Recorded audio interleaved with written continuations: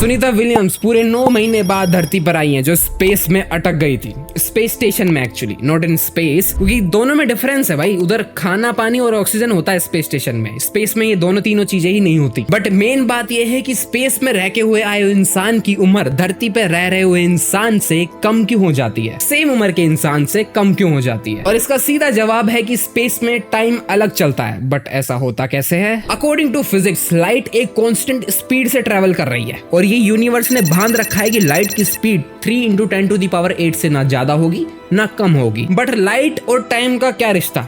अब लाइट एक तीर की तरह है जो चलाकर छोड़ दी गई है, अब कहां जाएगी, किस पे टकराएगी, किसी को नहीं पता। ऐसा ही टाइम है, टाइम की तीर को भी चलाकर छोड़ दिया गया है, अब कहां जाएगा, कहां रुकेगा, कब रुकेगा, कुछ नहीं पता। बट टाइम घटता बढ़ता रहता है क्योंकि स्पीड कांस्टेंट है। एक बड़ी जानी मानी S = D/T, यानी speed equals to distance upon time. अब स्पीड तो कांस्टेंट कर दी यूनिवर्स ने 3 × 10⁸, बट वेरिएबल क्या रह गया? Distance and time. तो लाइट जितना ट्रेवल करेगी किसी ऑब्जेक्ट के अराउंड, तो उधर टाइम भी उतना ही बढ़ेगा, क्योंकि अगर S कांस्टेंट है यानी स्पीड कांस्टेंट है, तो डिस्टेंस इक्वल्स टू टाइम हो गया। एग्जांपल लेते हैं, चलो स्पेस टाइम फैब्रिक है, इसे एक चद्दर मान लो जो चारों तरफ से बिल्कुल टाइटली होल्ड है, और उसी चद्दर के ऊपर हमारी धरती और हमारे ही सोलर सिस्टम का एक और प्लेनेट जुपिटर उधर है। अब दोनों का मास डिफरेंट है, जुपिटर भारी है, अर्थ हल्की है। अब मान लो ऐसे देखो, ये स्पेस टाइम फैब्रिक है, इस पे कोई ऑब्जेक्ट आया तो ये ऐसे बेंड हो गया। चद्दर ही है ना भाई, चद्दर के ऊपर कोई ऑब्जेक्ट डालोगे तो नीचे से बेंड होएगी ना, कोई भारी ऑब्जेक्ट डालोगे तो। अब लाइट तो भैया स्पेस टाइम फैब्रिक में चल रही है, अब जैसे ही ऑब्जेक्ट आया फैब्रिक बेंड हुआ, जिससे लाइट को ट्रेवल करने में टाइम लगेगा, और यहीं पे ही टाइम वेरिएबल हो गया। यानी भैया आप ये कह रहे हो कि कोई भी ऑब्जेक्ट स्पेस टाइम फैब्रिक को जितना बेंड करेगा उसके लिए टाइम उतना ही वेरिएबल होगा।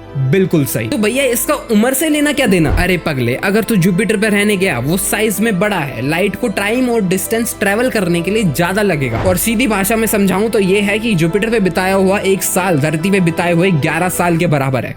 अब आ गया समझ? तो फॉलो एंड सब्सक्राइब कर लो भैया। तब तक के लिए बाय बाय।